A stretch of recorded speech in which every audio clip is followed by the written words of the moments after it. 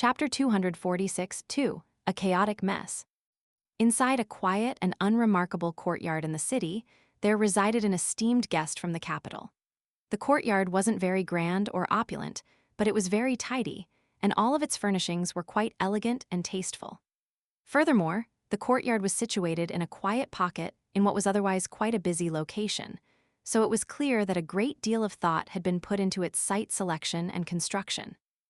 There was a woman standing in the courtyard, and even though she was already quite advanced in age, she looked after herself very well, and much of her youthful beauty still remained.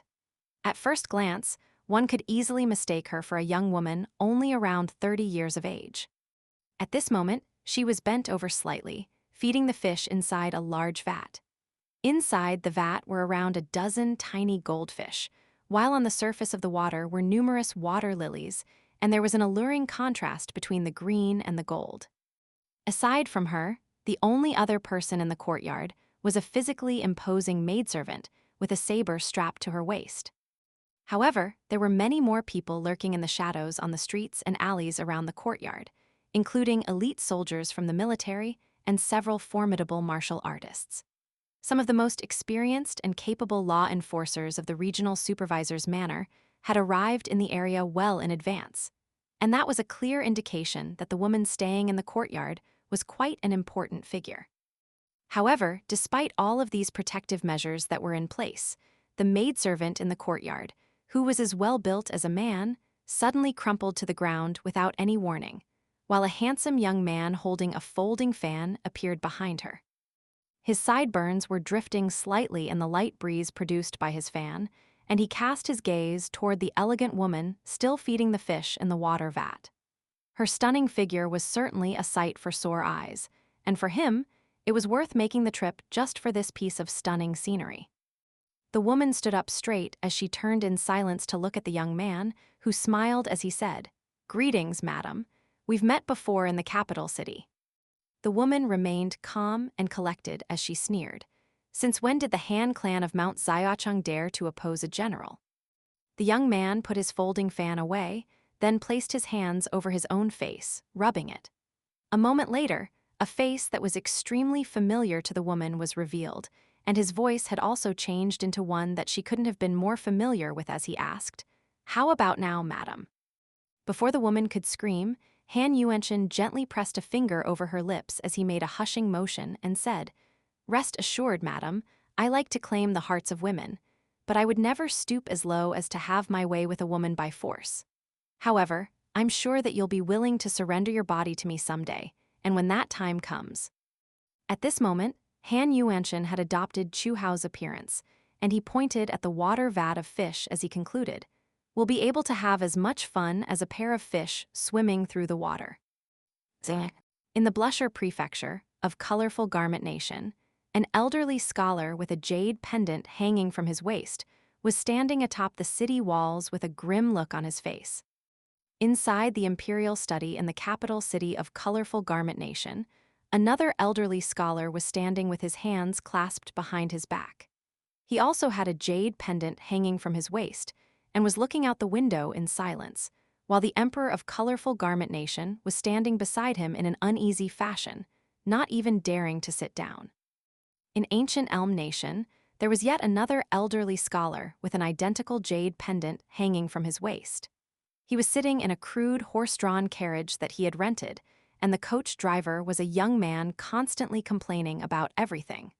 While they were still around 10 kilometers away from ancient Elm Nation, he was abruptly rooted to the spot. He had very good eyesight and could see a large army in the distance, accompanied by some important-looking officials dressed in formal attire.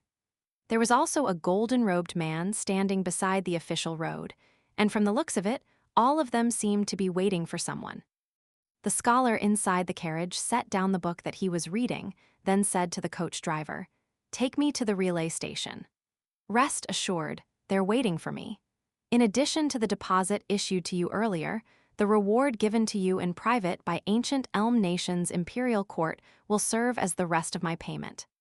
The scholar began packing up his bookcase with a smile on his face as he continued, "It's not every day that we get to go out on a trip. Make sure you don't annoy our mountain master anymore, once you return to Water Combing Nation. Meanwhile, at Sword Water Villa, the Alliance leader election ceremony was about to commence. Inside the hall, there were several faces missing from those who had been present during the earlier festivities, but also many important figures from both the Path of Righteousness and the Underworld alike that had just arrived. By this point, most of the significant figures of Water Combing Nation had made their appearance. Song Fengshen was in the main seat, and he wasn't displaying much of a reaction at the sight of these important figures. There were people with all types of different agendas among them, including some who wished to pledge their allegiance to Song Fengshen, some who were eager to see his downfall, some who wished to assess the situation before placing their bets, and also some from the imperial court who thought that they would be treated to a good show. Not far away from Song Fengshen sat his wife, whose opulent attire and regal demeanor definitely wouldn't have lost out to any of the imperial concubines in the palace. Of course, Song Fengshen was extremely confident, but there were others present who were just as confident as him.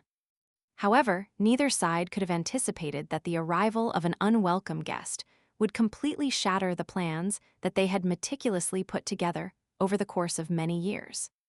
There was no report from the porter, nor did any of Sword Water Villa's disciples step in to stop this unwelcome guest. The man simply arrived and declared his own identity, and almost everyone present immediately extended respectful bows, as mandated by Confucian etiquette. The new arrival was a young man in a Confucian robe with a jade pendant hanging from his waist, and he walked with an indescribable gait and rhythm, making his way into the main hall of Sword Water Villa in an unhurried fashion. After stepping into the hall, he took a glance at his surroundings, then declared once again, "Greetings, everyone, I am Virtuous Scholar Zhou Ju of Lakeview Academy." Almost everyone in the hall instantly rose to their feet to extend respectful bows toward the young virtuous scholar. The young man returned their salute, then took a few steps forward before casting his gaze toward Song Fengshen, who was looking back at him with a dark expression. His wife gently laid a hand onto his arm before giving him a subtle look, indicating for him to proceed with caution. "Is Han Yuenshen of Mount Xiaocheng's Han clan here at the villa?" Zhou Ju asked in a calm voice. Song Fengshen suppressed the fury in his heart as he put on a fake smile and replied, "I'm afraid you've missed him. He was here at the villa just yesterday, but he's no longer here today. He told me that he was suddenly struck by a bout of wanderlust and wanted to see what sights and scenes Water Combing Nation had to offer. May I ask what business you have with him, esteemed virtuous scholar? If it's nothing urgent, I would be more than happy to pass on a message for you." Zhou Ju smiled as he replied, "Han Yuenshen is a top scholar of Water Combing Nation's imperial court and a follower of Confucianism, yet he's cultivating demonic arts and harbors sinister intentions to spoil the welfare of a nation. I've been tasked with taking him to Lakeview Academy to be punished, and as for what his punishment is going to be, that will be decided once he gets there. Song Fengshen, here is a word of advice for you from me, not as a virtuous scholar of the academy, but simply as Zhou Ju. It's still not too late to turn back.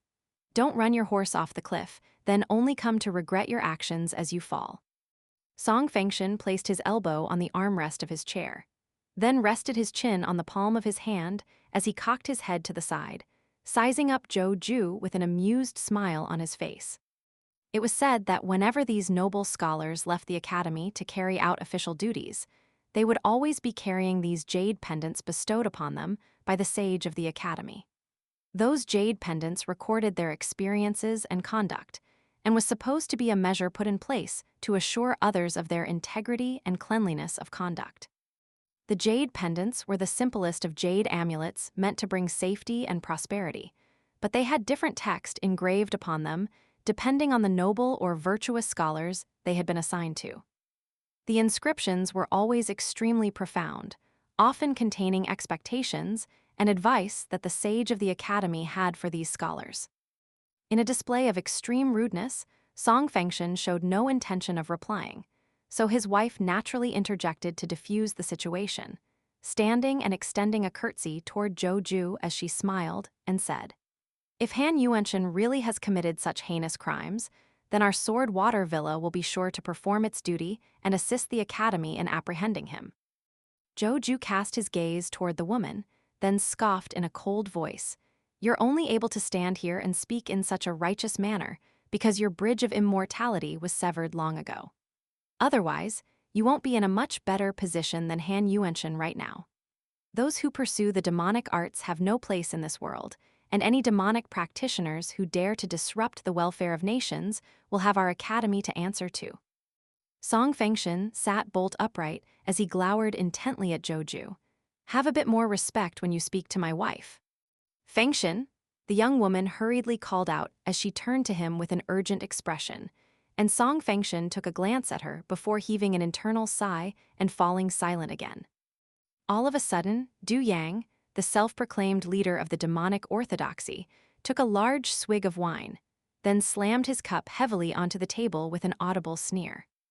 Zhou Ju turned to Du Yang as he declared, "Once I've completed the official duties assigned to me by the academy, I'll be removing this jade pendant from my waist.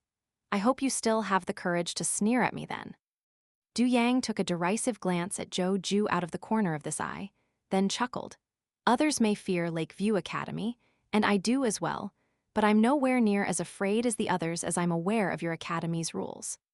I know the barriers to entry for virtuous scholars, as well as the bottlenecks that prevent them from advancing beyond that status, and I know just how big the gap is between virtuous scholars and noble scholars. So I suggest you don't try to intimidate me with empty threats. Even if you remove your jade pendant, I'll still fear your academy, and I wouldn't dare to fight you all out. But if you were to renounce your status as a virtuous scholar of the academy altogether, and face me as a man, then pardon my language, but I would beat the living shit out of you. This was an extremely bold declaration from Du Yang, but also one that was quite cathartic for everyone present. Even though many of the righteous individuals present resented him fiercely for his past actions, they still couldn't help but feel a sense of admiration toward him for his courage to be so blunt and forthright, even in the face of a virtuous scholar of Lakeview Academy. The fact that Water-Combing Nation had such a valiant spearhead of the demonic orthodoxy surely placed it above the likes of Colorful Garment Nation and Ancient Elm Nation. A faint smile appeared on Zhou Ju's face, and he lowered his head as he began to murmuring to his jade pendant, "Do you hear that, teacher? How can I just stomach these blatant insults without retaliation? I understand that I have to refrain from beating up those virtuous scholars of our academy, but I'm not in the academy right now. Do I still have to be so tolerant of a demonic chi refiner? I know you definitely tell me to be more tolerant, and that if I could rein in my temper, then I would be reinstated as a noble scholar, but I just can't do it. What was that? What did you say, teacher? Hello, can you hear me? It looks like there's something wrong with this jade pendant of mine. You really have to reprimand the jade pendant makers at our academy so they do a better job, teacher. In the meantime, I'll speak to you later. Make sure to assign me a new jade pendant once I return to the academy, teacher." From everyone else's perspective, it was as if Zhou Ju had suddenly gone insane, grabbing onto the jade pendant hanging from his waist and shaking it around vigorously while pretending that it was vibrating on its own. In the end, he made a hand seal, and a gentle breeze blew toward him, forming a cocoon around the jade pendant. Only then did he remove the jade pendant from his waist with a smile before stowing it up his sleeve. In the meantime, the young woman hurriedly made her way over to Song Fengshen's side, then said with a wry smile, "I've managed to recall who this is, Fengshen.